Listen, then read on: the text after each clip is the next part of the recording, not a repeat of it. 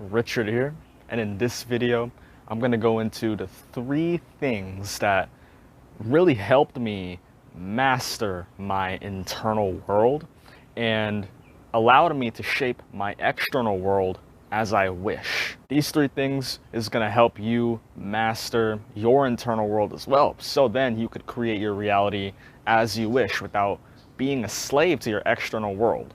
And stick around till the end of this video to fully understand how these 3 things work and how to actually apply them into your life.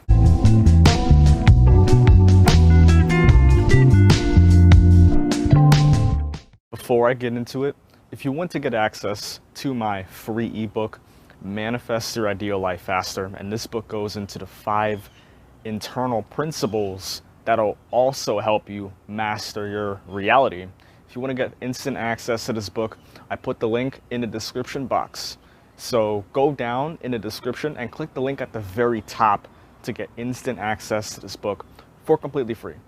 And without further ado, let's get started. So a common misconception around mastering your reality and mastering manifestation and the law of attraction is that you need to always feel good to master your reality. So there's a common misconception that you need to just, feel good to manifest all your desires. And if you don't feel good, then you can't manifest what you want. And this misconception leads people to thinking that they need to always feel good and, always be positive in order to manifest what they want. And this could breed a lot of toxic positivity. So you see people, whenever they think a negative thought, they instantly affirm a positive thought to sort of override the negative thought. And it will feel like it's working because you stop thinking the negative thoughts over time. But actually what you're doing is you're suppressing all the emotional gunk that comes along with the negative thoughts. You're not allowing that stuff to be released, any trauma, any negative emotions. You're not allowing that stuff to heal and to be processed. And I've learned, a few years down my journey is that actually allowing yourself to process your emotions is very key when it comes to manifestation. But again, because of this misconception, this leads people to thinking that if they feel negative, if they think negative, then they're instantly going to manifest all that negativity. So whenever they think a negative thought, they panic.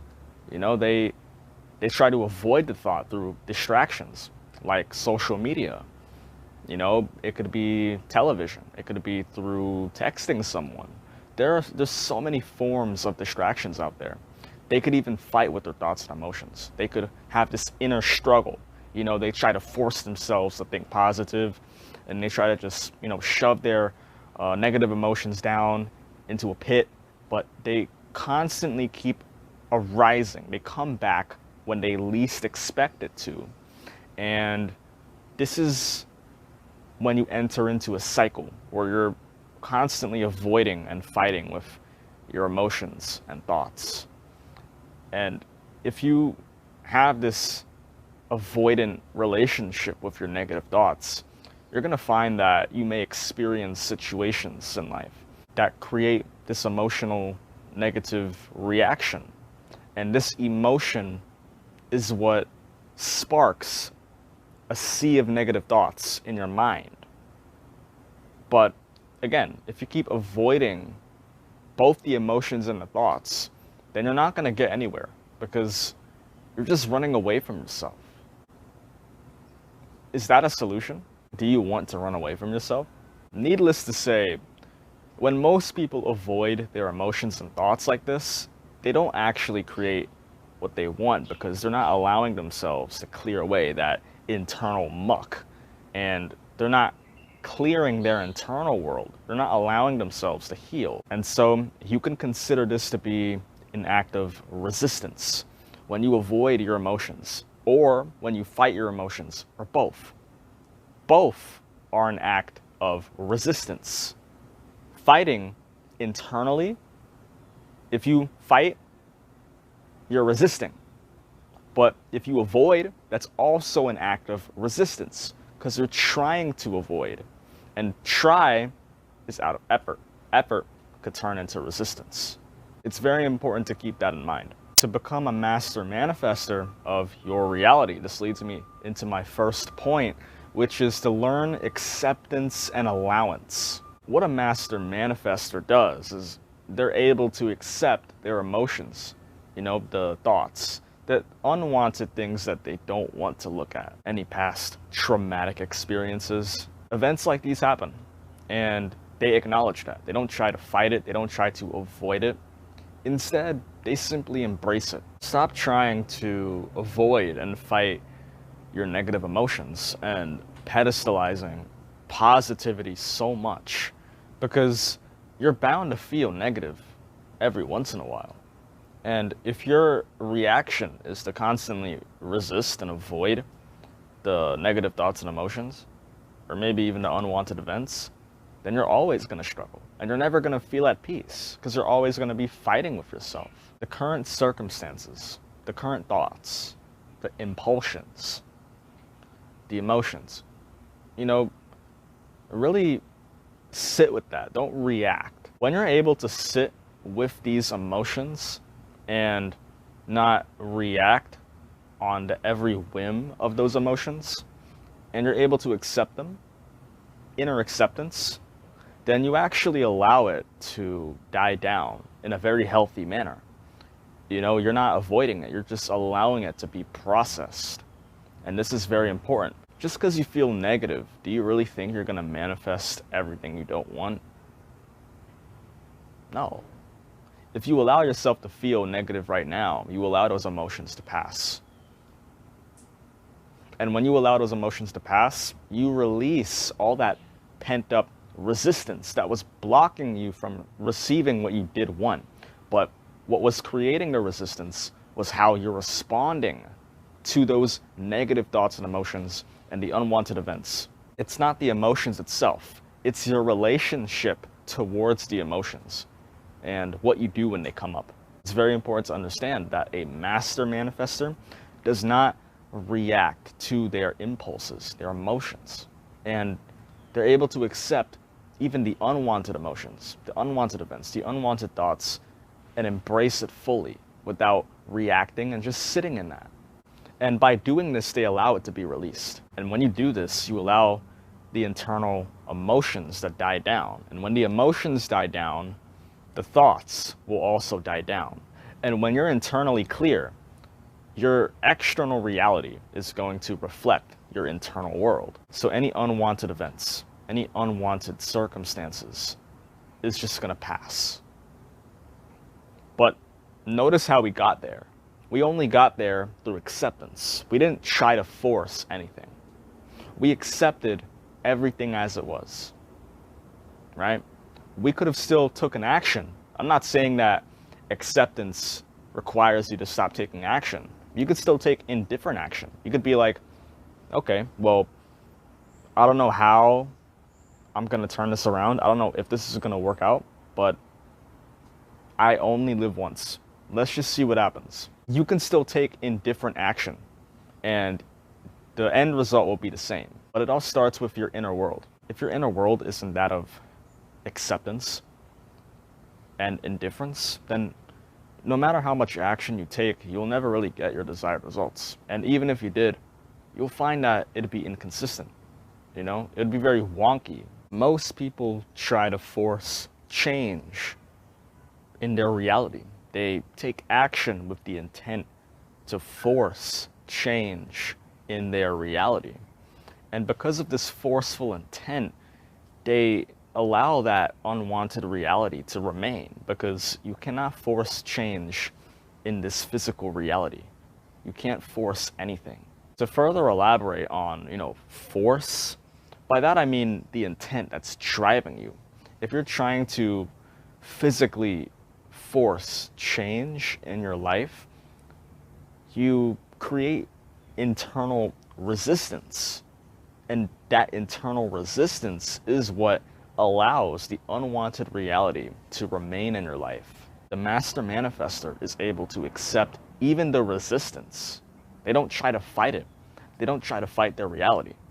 They may feel, annoyed. They may feel, negative, but they're not going to fight their emotions either. They're going to accept it. And this acceptance ultimately reduces the amount of resistance that you have, and it's going to allow you to manifest a desired circumstance. So to wrap up number one, and to make this tip more applicable into your life, start learning how to choose what you do want.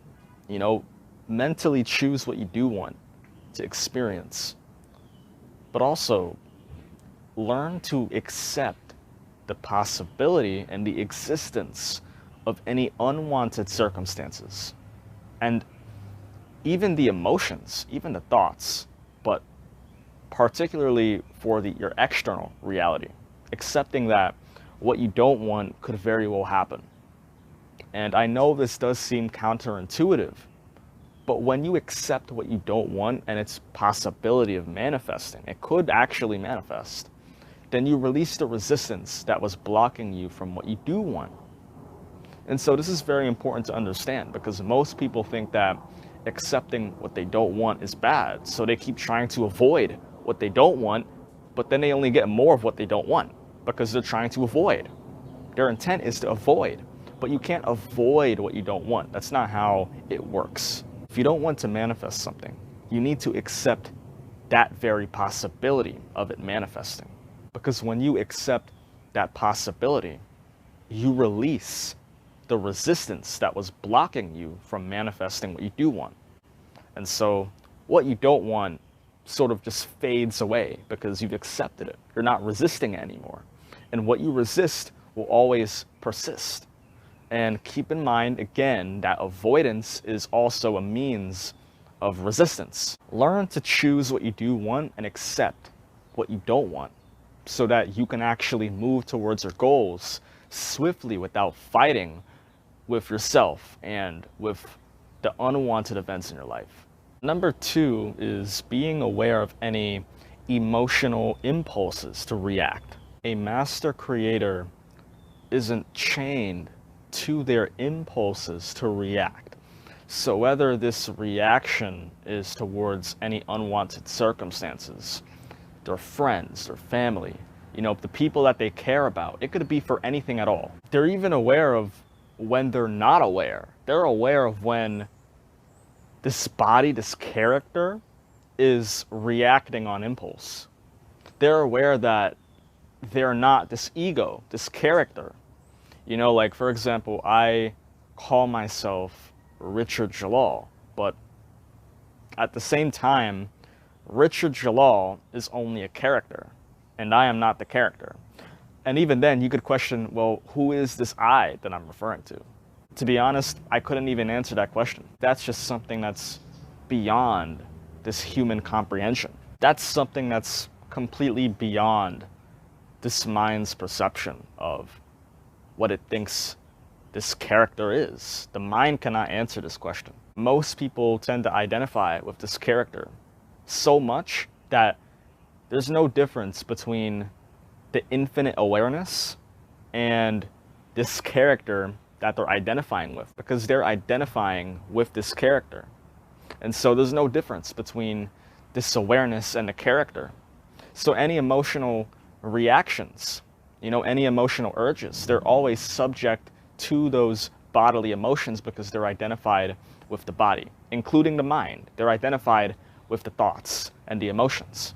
And in the third tip, I'm going to go deeper into why the second tip is very relevant, but it's already relevant nevertheless. Understand that you're only an observer of a programmed character, and that character is this physical body. You know, all your preconceived beliefs and your habits. This physical body, this character, is already programmed, but you're not the character. You're an observer. This character's tendencies, the character's emotions, the thoughts. You are not any of that. But again, we have this tendency of identifying with the character. So, for example, whenever we feel negative, we're always subject to those negative emotions. We don't see a difference between this awareness and the emotion. And that's why this emotion always affects us. It's because we identify so hard with both the positive and negative emotions that we always suffer whenever we feel the negative emotions. And we're always chained to the positive emotions. We're always reacting on our emotional impulses. And that can even create addictions of all kinds, you know? Addictions to sex, addictions to drugs, pornography, addictions to fast food, binging TV. There are so many ways you could fall into these emotional urges and actually become a slave to your body, become a slave to this character. And so I'm not asking you to escape from your physical body. All I'm saying is to understand that this awareness, this you, is not the character. You are not this physical body of flesh. You're not this character. You're not bound to it.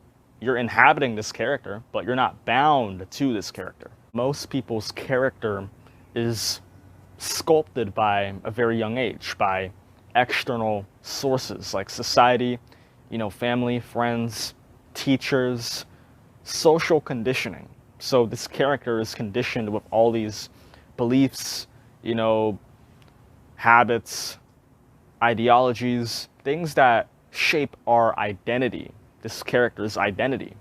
And so because we're not aware that we're not the character, we identify with it. And so we're not able to think for ourselves and actually distill what other people tell us. And that's why we just so readily accept any preconceived ideologies that other people share with us. And that could be for the good or for the worse.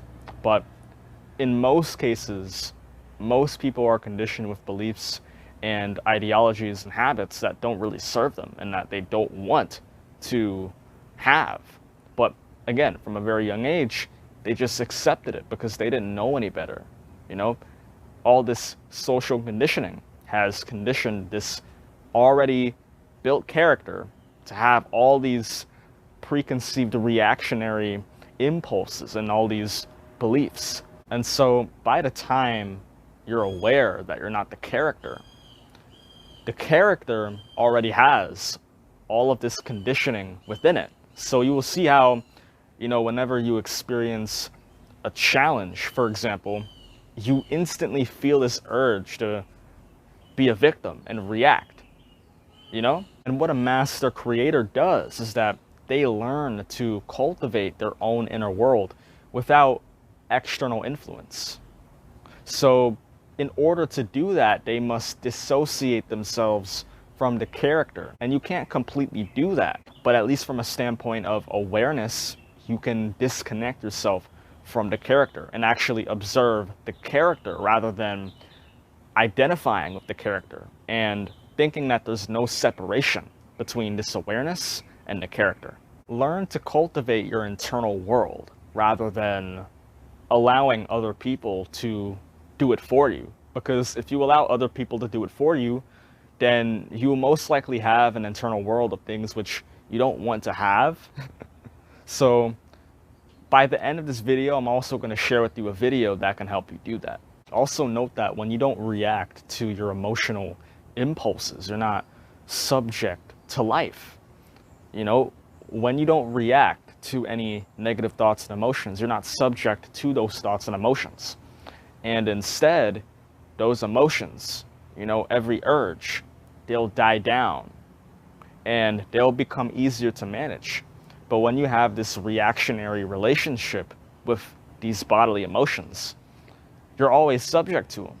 And when you react unconsciously to these urges, then you're not really a conscious creator of your reality because you're not creating consciously. You're not making conscious decisions. Be sure to be keenly aware of these emotional urges that you may have throughout the day and understand that that is only the character that is feeling this because you're not the character.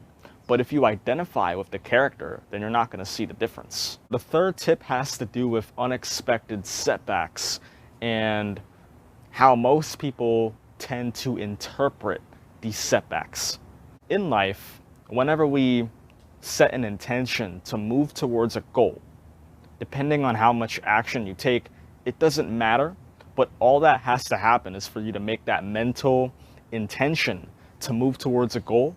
When you do this, you may experience a physical delay period. This delay period is always relevant when it comes to goal achievement and manifesting what you want.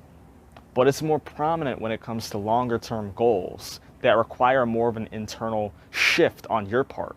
So maybe it's, manifesting a successful business, making money, doing what you love, and working on your own terms. It could be, manifesting a dream partner or, a new person into your life. But any longer term goal that you may have, like manifesting your ideal body, you may experience a delay period. This delay can manifest in the form of unexpected setbacks and things that you couldn't really prepare for. It's very unexpected. And so when we experience these unexpected setbacks, we feel the urge to react to the setback because we think that it's a bad thing. The natural reaction that comes is a negative reaction because we think it's a bad thing. We think it's a negative occurrence that, our life is just going to shambles, that nothing ever works out for us and God is against us, that we feel the need to react. And that is all a matter of conditioning. The reason you feel so pulled to react to any unwanted events is because you're so conditioned to react rather than to respond to that emotional urge. This also ties back to tip number 2, which is all about being aware of your emotional impulses. Because when you're aware of your emotional impulses and when you're aware that you're not this character that feels the emotional impulses, you're not going to react to any unwanted events that stir up any emotions that'll pull you to react. When it comes to unexpected setbacks, most people also attach a negative meaning to that setback, that event. And because of this negative meaning, this meaning influences any corresponding events that follow, the future events that you manifest. So if you attach a disempowering meaning to a negative event, let's say you think that God is against you, or that life never works out for you, or life is a struggle, and that is the meaning that you attach to a setback, you're going to experience future events that also correlate to that meaning in your head. It's going to confirm your assumptions to be true. And when you confirm those assumptions to be true, you're going to see more proof that this assumption is valid in your reality. It's because most people perceive setbacks in a negative light that they constantly re-manifest similar setbacks that trigger those negative reactions. And it's all about your perception, because setbacks happen to everyone. They happen to literally everyone. Nobody is exempt from setbacks. I'm not exempt from it. You're not exempt from it. Nobody is. But we perceive it differently. And so the meaning that I attach to a setback that I may be going through is what will influence the events that I manifest into the future. So maybe the setback can be a blessing in disguise and you wouldn't even realize it, but you're so conditioned to perceive it as some, God forbidden obstacle. And maybe that life just has this grudge against you. And you wouldn't even know that it could be a blessing in disguise because you're so blinded by your conditioning. You're so fixated on thinking that it's this negative event. Most people perceive these unexpected setbacks as a negative thing in their life. They perceive it as a disempowering thing. Something that happened to them because life is out to get them, or that, God has a death wish towards them and nothing goes their way. And because they attach this disempowering meaning to these events, their life spirals in a negative way. They manifest events that also validate this negative assumption that they deem to be true. And so they live in this feedback loop of constantly manifesting any unwanted events that confirm their assumptions to be true. So start attaching either a neutral or a positive meaning to any event that unfolds in your life. To give you an example of this, a neutral meaning could be to consider a setback as an anomaly. It could be if something delays your manifestation, you could perceive it as a mere stepping stone. You could perceive it as something that is simply there, but it doesn't define who you are, or it doesn't really impact your inevitable goal manifestation. Because, again, it's only a delay period. By neutral, I mean to refer to an event as an anomaly. Refer to it as a neutral occurrence. It's neither good or bad. It simply happened. And it doesn't have any innate meaning. You're the one who attaches a meaning to the event. So when you attribute neutral attention to a setback, the setback doesn't really influence your life. So it's neither negative or positive, but it's neutral.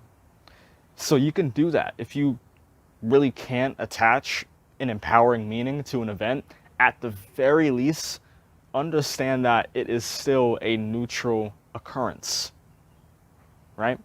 And an empowering meaning could be, wow, I literally just went through this. I don't know why this is happening. I don't know why I'm experiencing this, and I couldn't really tell you. But every single time something amazing has occurred in my life is when I went through some unexpected setbacks. So just maybe this is a blessing in disguise. And just maybe this is happening for me in ways that I simply can't tell. And so you then attach an empowering meaning to this unwanted event. And so this empowering meaning influences how the future events in your life unfold. So this event could be a blessing in disguise, despite how negative it may seem in a moment. Or it could be an anomaly, something that's neither good or bad, but it's neutral. It doesn't really have a grudge against you, nor does it really care about you. It's neutral. And so keep in mind that the meaning that you attach to a negative or positive event, depending on what you perceive to be negative or positive, will influence how your life unfolds. And so this tip applies to what you want and what you don't want. It's neither good or bad. It has no sympathy towards you, nor does it have a grudge towards you. It's just how this reality works. So if it's neutral, it's an anomaly. It's a neutral thing. It's neither good or bad. It's neutral. It doesn't really have any sympathy towards you, but it doesn't hate you either. It's neutral. And a empowering event is happening for you. It's a blessing in disguise. It needed to happen. You know, you may not know why it's happening. Your logical mind is very limited in what it can perceive. It can't perceive anything that could possibly be helping you in disguise. It'll only label events as either positive or negative. When you're aware that you're not this physical body, you're not going to just react to any urge that you get. You're going to observe it first. And you will understand better that an unwanted setback could actually be a massive blessing in disguise. I hope you found this video helpful. If you did, like, leave a comment, subscribe, and hit that bell so you'll be notified of any new video that I post. And if you want to dive deeper into another principle that I go into, which is faith and cultivating faith, so you can manifest the impossible into your life, or things that you perceive to genuinely be impossible, I'll link that video up here. So I urge you to watch it, because it's also going to help you master your internal world as well, especially when you don't believe that something is possible to manifest. And without further ado, see you next time. Peace.